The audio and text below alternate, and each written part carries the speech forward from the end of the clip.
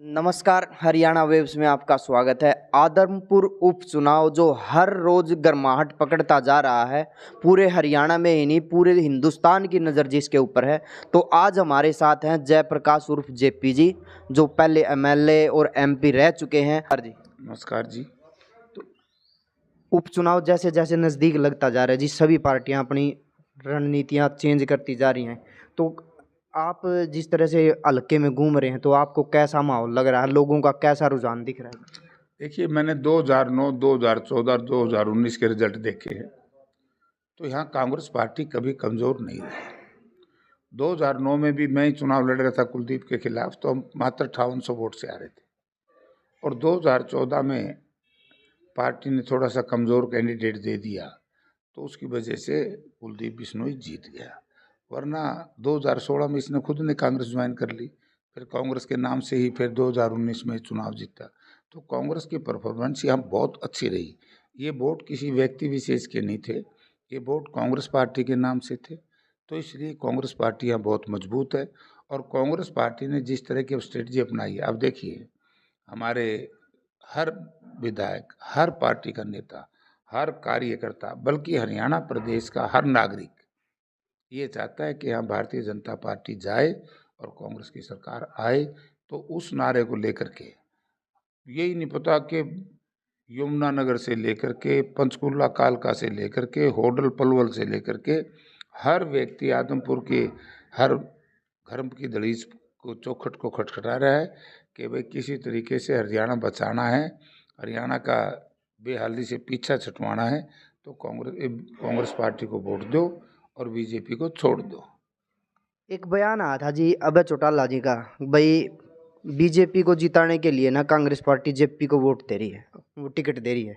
और भूपेंद्र सिंह हुड्डा ने कहा था कि भाई बीजेपी को जिताने के लिए भाई ये उसको टिकट दे रहे हैं जी दूसरी पार्टी को, ये मतलब आम आदमी पार्टी वाले को भाई बी प्लान बता रहे हैं इसको जी, बी प्लान। तो ये बी प्लान की थोड़ी बात बताओ जी।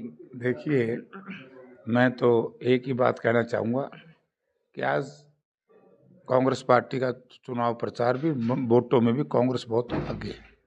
और कांग्रेस के बाहर जो विपक्ष का वोटर है, अगर विपक्ष का वोटर बटेगा तो आप लोग इस बात को मानोगे कि उसका लाभ बीजेपी को होगा। बिल्कुल ठीक है ना। जो साथी लोकदल को वोट देगा उसका फायदा बीजेपी को होगा। तो इसलिए हुड्डा साहब की बात सही है कि ये तो वोट काटू टाइप के लोग हैं। तो किसी ने भी, मेरा सबसे निवेदन है कि भाजपा को हराने के लिए कांग्रेस पार्टी को वोट देंगे। और जो कांग्रेस पार्टी के वोट काटेगा तो फिर बीजेपी की बी टीम और सी टीम हुई ना। अब जैसे हल्के में हम लोग जी गांव गांव गली गली पर आप ये देख रहे हैं जी, भाई लोगों की राय ले रहे हैं। तो कहीं ना कहीं लोगों की राय में एक ये बात उठ के आई है कि भाई आप पहले यहाँ से चुनाव लड़े थे, तो उसके बाद आप लोगों से मिलने के लिए या फिर उनके हाल चाल जानने के लिए दोबारा नहीं आए, तो उनमें थोड़ी नाराज़गी दिखाई दे रही। देखो, लोगों में कोई नाराज़गी नहीं है, ये तो कुछ नेताओं में नाराज़गी है, या वो लोग जो जयप्रकाश की उम्मीदवारी घोषित होने के बाद हताश हो गए कि अब मारे गए। वरना वो या तो उनका मानसिक संतुलन ठीक नहीं है या उनकी याददाश्त कमज़ोर है। उनको यही नहीं पता 2009 से लेके 2013 तक मैं लगातार आदमपुर के रेस्ट हाउस में आता रहा। और 2011 में तो मैंने चुनाव लड़ा था यार। ये तो झूठा है कुलदीप बिश्नोई का तो सारा काम, सारा दिन झूठा प्रचार करना, झूठ बोलना, ये इसका काम है। अब इसके पल्ले कुछ बचा तो है नहीं। इन ड्रामा में जेपी नहीं आया, अरे जेपी तो चलो आया, मैं नहीं आया, मैं हार रहा था उसके बाद भी मैं आया। कुलदीप बिश्नोई तो ये बता दे कि कितनी बार आया। इसका बेटा लोकसभा के वोट लेकर के चला गया, उसके बाद 5 दिन पहले ही आया। ये खुद की तो बता दें। तो आदमपुर के लोगों से नफरत करते हैं। यही तो मैं बार बार लोगों से कहता हूँ, जो बेरुखापन है राजनीति में, इस रुखेपन को खत्म करना है तो जयप्रकाश को जिताओ, आदमपुर का विकास होगा। कैंडिडेटों की जहाँ बात की जाए जी, लगभग मेन जो 4 कैंडिडेट है वो कांग्रेस पार्टी से ही है। तो इस कुरड़ाराम नंबरदार हैं, देखो जी बता रहे हैं थोड़े भाई नाराजगी से वो दूसरी पार्टी में चले गए हैं। आप आम आदमी पार्टी वाले सत्येंद्र सिंह हैं, वो भी कांग्रेस में पहले थे। नहीं, देखिए कुरड़ाराम जी किसी से नाराजगी नहीं थी, वो इलेक्शन लड़ना चाहते होंगे सब लोगों ने अपने अपनी रिक्वेस्ट की थी पार्टी से, पार्टी ने जिसको ठीक समझा उसको टिकट दे दिया। लेकिन मैं फिर भी कोडाराम या तो भावुक हो गए या भावना में बह गए, वो ऐसी पार्टी में चले गए जिसका जनाधार खत्म है।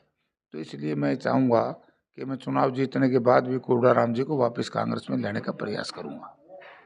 कांग्रेस बीजेपी से जहाँ एक युवा है जी आपके सामने आया है, आप पुराने खिलाड़ी हो, एक कुलदीप बिश्नोई का लड़का युवा है जो नया नया सा आया है जी, तो किस तरह की आप लगा रहे हो भाई, कितनी के आप टक्कर है जी? नहीं, उस लड़के से या उस बच्चे से मेरी कोई टक्कर नहीं है। हमारी लड़ाई है भारतीय जनता पार्टी से, कि भारतीय जनता पार्टी ने जिस तरीके से, अब एक बताओ, ठीक, सिंबल तो भारतीय जनता पार्टी का है ना, बिल्कुल जी। वो नाट के दिखाओ कि भाई मैं भारतीय जनता पार्टी का उम्मीदवार नहीं हूँ, तब तो कोई बात है। लड़ाई सरकार बीजेपी की है ना। और ये भी कहते हैं कि वे 26 साल से यहाँ कुलदीप बिश्नोई का परिवार जीतता रहा, तो किस बात की वो लोग वोट मांगेंगे? 26 साल से आदमपुर की बदहाली की जिम्मेवारी किसी व्यक्ति की है तो उसका नाम कुलदीप बिश्नोई है। तो जयप्रकाश को जैसे ही अब आदमपुर की जनता चुनाव जितवा करके भेजेगी तो आदमपुर की बदहाली खत्म होगी, आदमपुर का विकास शुरू होगा। आदमपुर का विकास किसी ने नहीं होने दिया तो उसका नाम कोई और नहीं है, केवल कुलदीप बिश्नोई है। इसलिए कुलदीप बिश्नोई की छुट्टी होते ही यहाँ पर विकास का दरवाज़ा खुल जाएगा।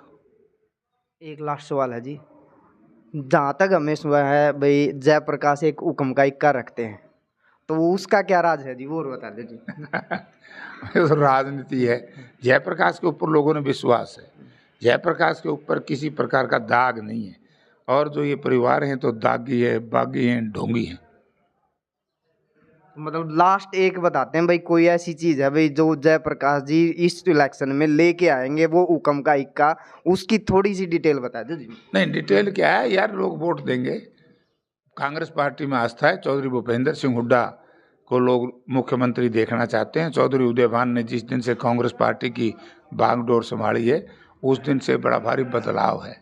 और ये तो बड़ी साफ सी बात है यार, जब कुलदीप बिश्नोई SC/BC से, अभी अब देखिए उदयभान दलित समाज से आते हैं, शेड्यूल्ड कास्ट समाज से आते हैं। अब दलित समाज से आने के बाद जिस तरीके से उन्होंने कहा कि भाई मेरे को प्रधान बनाना चाहिए था, ये दलित समाज का प्रधान क्यों बना दिया?